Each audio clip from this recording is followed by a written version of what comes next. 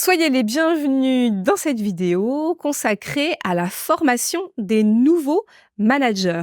C'est effectivement extrêmement important de les former et surtout de ne pas les laisser prendre leur poste sans aucun point de repère et de pratiquer leur management de manière totalement empirique. Donc vraiment, la vidéo a pour objectif de vous pousser à accompagner et former le mieux possible vos nouveaux managers. Je m'appelle Nolwenn Berlachat-Solan, je suis coach en leadership, consultante en management. J'interviens depuis 15 ans auprès de dirigeants, de managers, d'équipes pour les aider à mieux travailler ensemble et à déployer leur plein potentiel de leadership.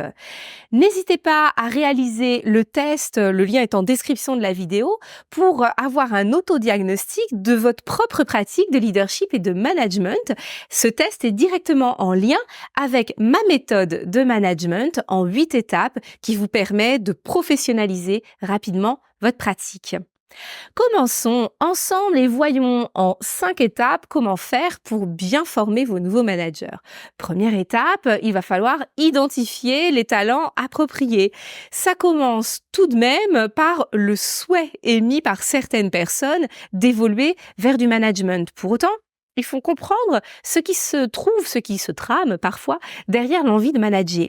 Bien des personnes considèrent en entreprise que le seul moyen d'évoluer et d'accroître son champ de responsabilité, c'est de manager. C'est effectivement tout de même très souvent le cas. Encore malheureusement pour le moment, je dis malheureusement parce que ça amène à se présenter comme volontaire en situation de management des personnes qui se sentent pas forcément faites pour ça.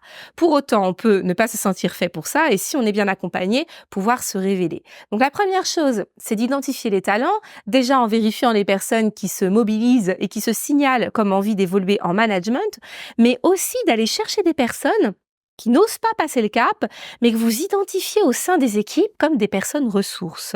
Soit des personnes ressources sur des aspects un peu techniques et qui savent déployer une vraie pédagogie et accompagner les autres dans la montée en compétences. Et là, vous vous dites, il y a déjà un bon terreau pour faire un manager. Ou des personnes qui sont capables de fluidifier les relations, qui savent écouter les autres, qui savent échanger de manière positive. Bref, qui vont créer de la cohésion collective de manière évidente et assez spontanée. Là, vous avez peut-être identifié des personnes qui ont le potentiel pour devenir vos futurs managers. Il ne faut pas hésiter à leur proposer, à leur laisser le temps de mûrir ça et surtout de leur proposer un projet de développement des compétences qui leur permettra de se sentir à terme légitimes et capables de briguer une fonction de management. C'est donc la deuxième étape essentielle, l'accompagnement. On ne peut pas nommer un nouveau manager et le laisser seul à son poste avec quelques objectifs et en lui souhaitant bon courage, bonne route. Il faut l'accompagner. On manage un manager. Déjà, en transférant sa propre expérience, en expliquant ce qu'on a pu rencontrer, la manière dont on s'en est sorti, en essayant aussi de créer en collectif une culture managériale interne, c'est-à-dire que tous les managers déjà en poste sont en capacité de modéliser leurs propres pratiques et de dire comment est-ce qu'ils agissent, pourquoi est-ce qu'ils agissent et comment s'améliorer.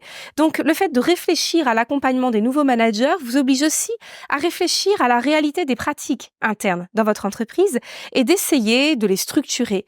L'idéal vraiment, c'est d'avoir une culture commune, d'avoir des valeurs communes de management, d'avoir des référentiels qui vont permettre aux nouveaux managers de venir se caler, s'accrocher au wagon déjà en route des autres managers. Donc, première chose, vous les accompagnez, vous managez les managers.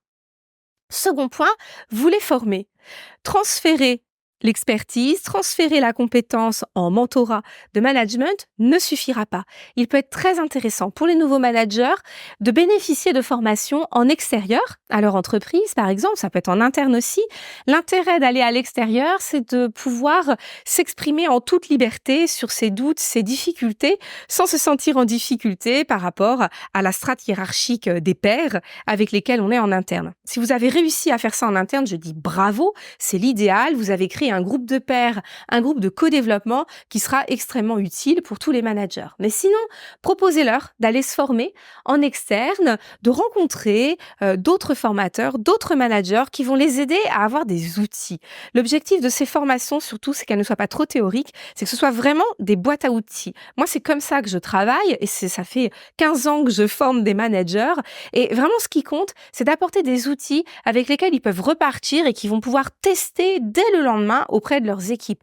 Les grands principes de management sont des vœux pieux et ça sert pas à grand-chose. De l'outillage concret, pratico-pratique, vraiment ça c'est en or et c'est ce qu'il faut que vous parveniez à offrir à tous vos nouveaux managers. Ensuite, ce qui va être important, c'est de considérer que le développement d'un manager, ça ne se fait pas en 3 semaines, ça ne se fait pas en 3 mois, ça se fait vraiment au long terme. On ne devient pas manager en claquant des doigts sur une nomination ou par simple décision. Vous aurez beau accompagner, former, il y aura forcément un temps d'intégration, un temps d'appropriation des outils, de déploiement, avec des erreurs inévitables. On teste et on s'améliore à partir de ces erreurs. Donc, il va falloir vraiment un accompagnement au long cours pour faire en sorte que la montée en compétences soit permanente. Encore une fois, si vous pouvez créer des groupes de pairs qui permettent de faire du co-développement en interne, c'est l'idéal parce que ça permet de libérer la parole sur les difficultés managériales. Ça évite le fait qu'un manager à qui on a offert une formation se dit « Oh, ça y est, il faut que je sois absolument parfait, il faut que je me trompe jamais. Maintenant qu'on compte sur moi et qu'on m'a formé, je dois savoir faire. » Non, c'est pas si simple que ça. Il faut tester, faire, refaire, se tromper, analyser, débriefer. Et il faut trouver un espace pour le faire. Ça peut se faire aussi, bien sûr, avec du coaching qui est plus sur du long terme et qui va venir sécuriser l'évolution interne, du nouveau manager. Enfin, dernier conseil, pratiquez, utilisez des outils d'analyse. Mettez en place des questionnaires 360 en toute transparence avec pour objectif d'aller vérifier si la pratique managériale est adaptée et si elle convient aux équipes.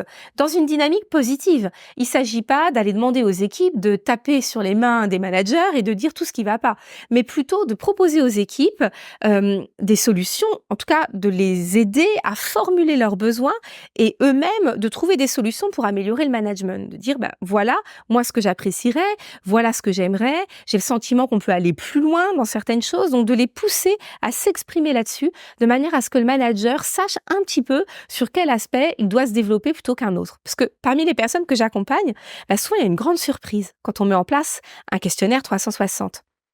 On va avoir des managers, par exemple, qui s'estiment extrêmement à l'écoute et qui disent « je suis même épuisée parce que tout le monde vient tout le temps dans mon bureau pour échanger, etc. » Puis ensuite, on fait un 360 et puis on se rend compte qu'en fait, pas du tout. Les personnes ont le sentiment qu'il n'y a pas du tout d'écoute. C'est-à-dire qu'on peut parler beaucoup aux managers, mais les gens ont le sentiment qu'à aucun moment, ce qu'ils disent n'est pris en compte et suivi des faits. Donc ça n'est pas une vraie écoute et ça va casser la relation. Donc on a parfois des effets de surprise qui sont en or parce que le manager, s'il a un ego bien positionné, et c'est quand même fondamental pour un manager, il va pouvoir se remettre en question et avoir des clés pour progresser et faire en sorte que l'alliance avec l'équipe soit optimisée. Voilà ce que je voulais vous dire sur la formation des nouveaux managers avec vraiment comme base, surtout, accompagnez-les, formez-les. Il n'y a rien de pire que de nommer manager quelqu'un qui ne l'a jamais été sans l'accompagner. Ça peut le mettre en difficulté. Certaines personnes s'en sortiront très facilement parce qu'ils ont ces compétences déjà acquises.